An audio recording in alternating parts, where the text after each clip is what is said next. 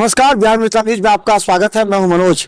देखिए, CM science college को मिथिलांचल का अग्रणी कॉलेज कहा जाता है। यहाँ साइंस के छात्रों का सबसे पहली प्राथमिकता होती है यह नामांकन कराना।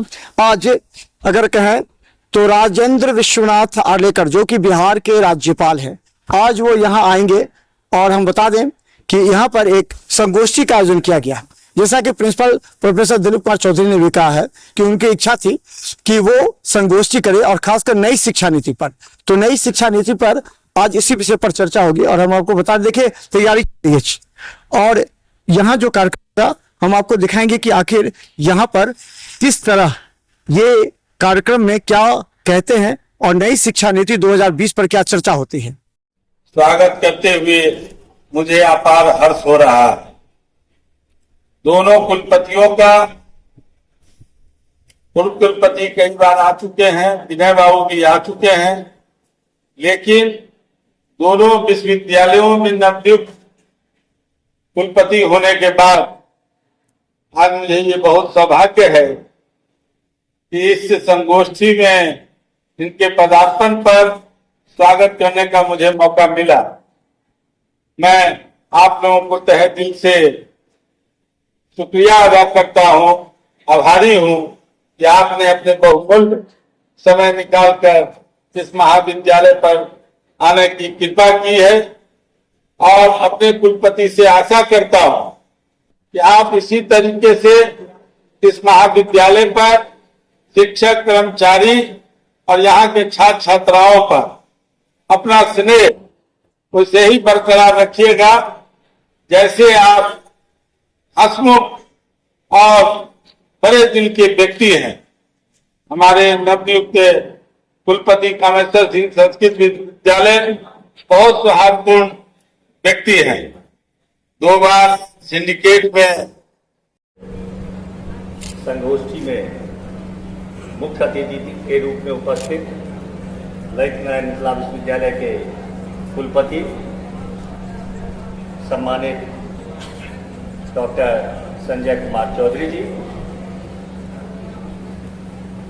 विशिष्ट अतिथि के रूप में कामेश्वर सिंह दरभंगा संस्कृत विश्वविद्यालय के कुलपति सम्मानित लक्ष्मी निवास पांडे जी,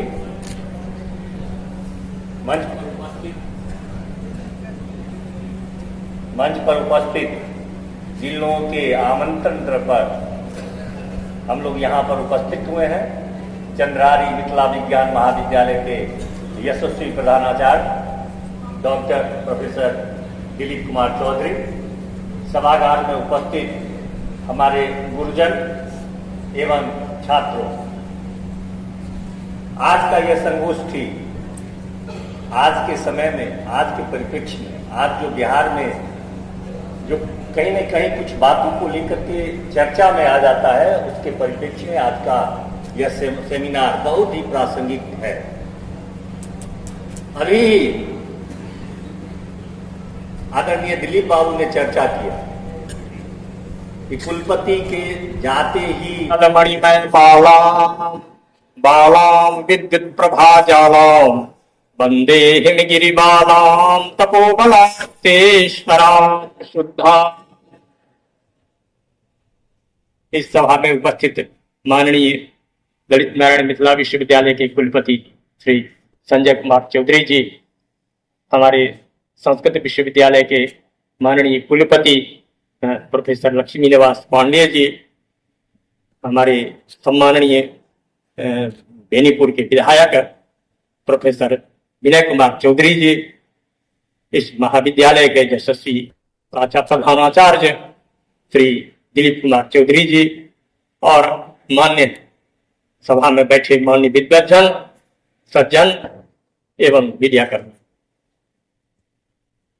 विशिष्ट अवसर पर यहाँ के प्रधानाचार्य विशिष्ट व्यक्तियों को बुलाते हैं और इस अवसर पर आने का मौका मिलता है और सबसे संपर्क होता है। ये बड़ी उपलब्धि है। संगोष्ठी की यही उपलब्धि होती है कि सबका समागम हो और विचार का आदान प्रदान हो। हमारे देश में नई शिक्षा नीति का निर्णय हुआ और इस शिक्षा नीति के अनुसार सभी विश्वविद्यालयों को निर्देश दिया गया।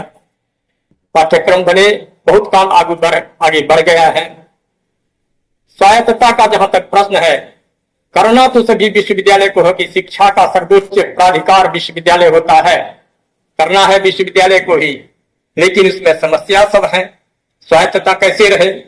अब हमें शिक्षक हो, शिक्षक की स्वायत्तता विश्वविद्यालय को नहीं है, विश्वविद्यालय नियुक्त नहीं कर सकता है शिक्षक को, कर्मचारी की नियुक्ति नहीं कर सकता है, तो फिर विकास कैसे शिक्षा का हो? नई शिक्षा हो कि पुरानी शिक्षा हो, उसका नीति निर्धारण हो, कुछ होगा।